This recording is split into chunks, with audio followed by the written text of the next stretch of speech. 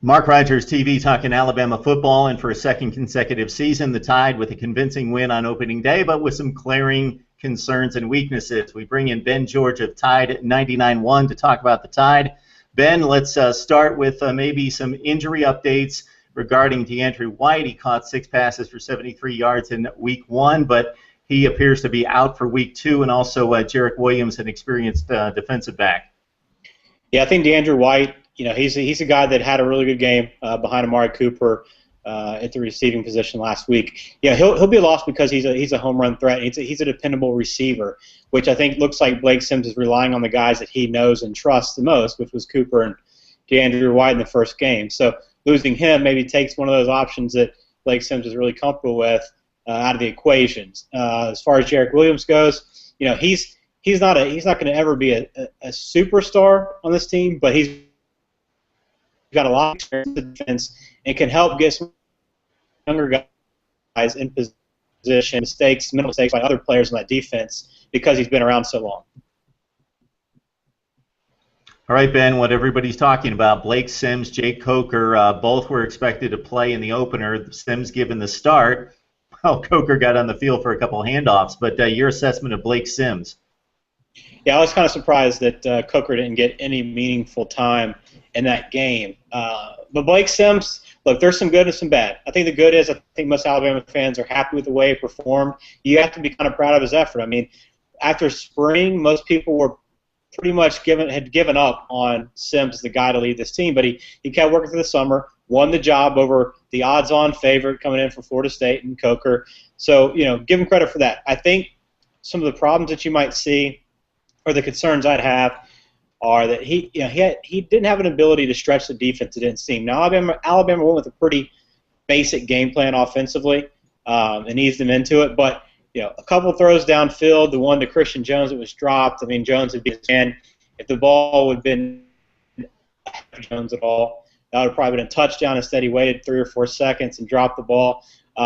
He had some that were thrown into the ground, released him a little late, but overall, I think he was decent, but I think they're going to need to stretch the defense a little more to take the pressure off the running backs in the running game in particular. And I would like to see them, if they're going to commit to Blake Sims, and they absolutely might at this point, because the way we saw Jacob Coker not getting any time is very possible. But they're going to, I think they need to rely on his legs a little bit more. That's one of his strengths. That's something he brings to the table that nobody else does in that offense. Now, I like the fact that Blake Sims wasn't looking to run the ball anytime he was pressured. He kept looking downfield and extended the play.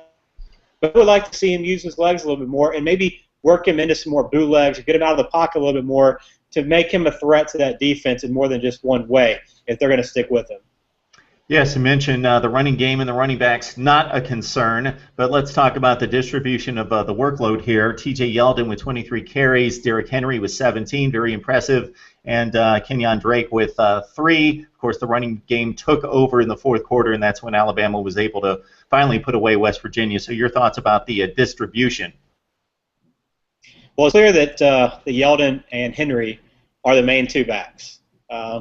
I was hoping to see more Drake in this game. Maybe he'll get more touches depending on the opponent, because I think he does have that home run threat, and he's got the speed and quickness that neither of the other 2 guys have. But when you have Yeldon and Henry, that's all you need between those 2 guys anyway, so it's not that big of a deal. But I think this is pretty evident of what we'll see most of the year. Yeldon will probably get the majority of the carries, unless Henry gets really hot in a game.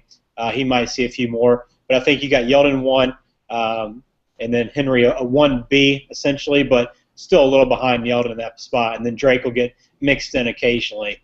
But I thought they both looked really good. Quietly, both went over 100. I know that they both had good games, but I don't know if you would ask most fans without looking at the numbers had they known that they both went over 100. But good start to the year, and they're going to need those guys to continue to put pressure on that defense and allow the passing game to open up. Alabama fans expect a dominant defense. They've gotten it for the most part over the last 5 years. Last season they got it most of the time, but A&M hit them up for 42. Then they got the dominant defense for the bulk of the season. Then Auburn rushed the football down their throats, and then the Oklahoma situation in the Sugar Bowl. So right out of the gate, a West Virginia offense that's not supposed to be that daunting, and Alabama gives up 365 through the air. They did completely shut down the ground game, but 365 through the air and a nice completion percentage for Clint Trickett. So what do you take from that? Yeah, and I think that it could have been worse because there were a few drop balls at spots where guys were open and had beaten the defensive backs. But I think there's still some question marks in the secondary. Bradley Sylve, one of the starters there, he struggled pretty much throughout. Look, West Virginia I think might have a little better offense than we thought. They have a couple playmakers on that team that are legit, maybe all Big 12 guys potentially. But Alabama should have been in more control of that game plan. And if you see a team like that, it makes you think that anybody that runs that style of offense is going to put pressure on Alabama. And it looks clear that that's still the one way you want to attack Alabama. You want to run as many plays as possible on offense and keep them off balance, especially while they're still transitioning on defense and bringing some of these young kids in. I mean, Landon Collins had a really good game.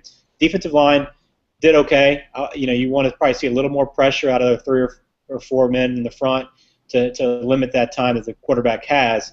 And I think the linebackers will get better too. A couple of new guys, Reuben Foster and Reggie Ragland, were starting. And they're more comfortable as the game went along. Saban commented on that. And Trader Priest will come back, so that's going to help them out a lot as well. But it definitely makes you worried about the Auburn game, Mark, again, because we saw how Auburn played and moved the ball. And they seem to be almost, if possible, a little better on offense. And Texas A&M, the other team that Alabama's had trouble with. I mean, you can't feel any better after week 1 as an Alabama fan than you did before the season started.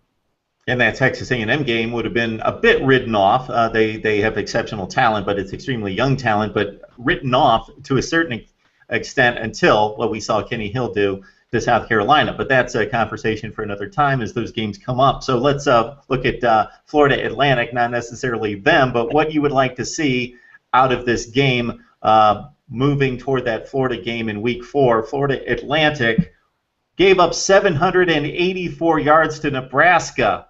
Is that good? That is a Big Ten record. And I know they like to grind it out in the Big Ten, so the yardage totals might not be very impressive, but 784. So anyway, it's Florida Atlantic, but what are you looking for out of this game? Yeah, I think Alabama's next two opponents got beat, I think 55-7 and 49-0 over this past weekend. So the next two games should be pretty easy to get through. The biggest thing, I think, is still quarterback. I think that's still going to be the spot for this team because I think the offensive line's better than most thought at this point. So I think that's a little bit less of a worry. The running game's going to be there. I think the offense is kind of there minus what they're doing at quarterback. So I think they're going to try to work those two guys out. Coker's going to get a lot of chances, I would imagine. And I want to see how it works in a game situation because we haven't seen that yet. We've only seen limited stuff in practice. We've heard the reports from people from last year at Florida State, but I think people want to see him in action and see how he handles it. That's the biggest thing. Another thing is defense, just to continue to improve, especially in pass coverage. But the next two games aren't going to be much of an issue. It's going to be that Florida game in a few weeks that they need to have thing in line.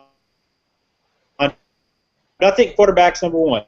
Either whether they know for sure that Blake Sims is the guy that's going to lead this team all year, barring an injury, or. So, Ben, we can catch you on the pregame and anything else you're working on right now.